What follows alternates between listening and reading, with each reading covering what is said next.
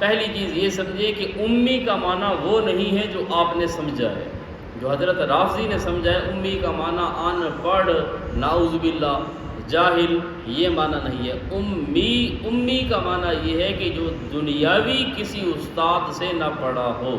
امی کا معنی ہے کہ دنیا کے کسی استاد کے سامنے زانو تلمذ نہ ہوا ہو، ورنہ آپ صلی اللہ علیہ وسلم کا کمال ہے کہ امی ہونے کے باوجود، یعنی دنیا کے کسی استاد کے سامنے آپ نہیں بیٹھے، آپ نے شاگردی اختیار نہیں کی، پھر بھی مخلوق میں، کائنات میں سب سے زیادہ علم آپ کا ہے، تو یہ کمال ہے امام الانبیاء، یہ عیب نہیں ہے۔ ہمارے ہاں یہ ہے کہ استادوں کے سامنے 10 سال بیٹھ کر بھی بندے کی تعلیم اور تربیت نہیں ہوتی، اور امام الانبیاء کسی استاد کے سامنے نہیں بیٹھے،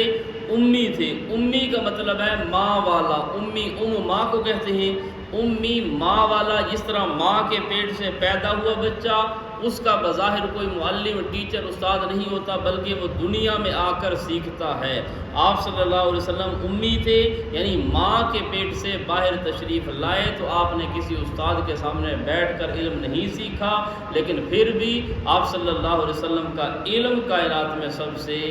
زیادہ تھا، کیونکہ آپ صلی اللہ علیہ وسلم کا جو علم تھا وہ وحی والا علم تھا، وہ اللہ کی طرف سے آیا ہوا علم تھا، تو اس لیے آپ صلی اللہ علیہ وسلم کا جو علم تھا وہ سب سے زیادہ تھا۔ تو صحابہ کرام کو آپ صلی اللہ علیہ وسلم پڑھاتے تھے، اور آپ صلی اللہ علیہ وسلم کو بایو کیمسٹری تو پڑھاتے نہیں تھے،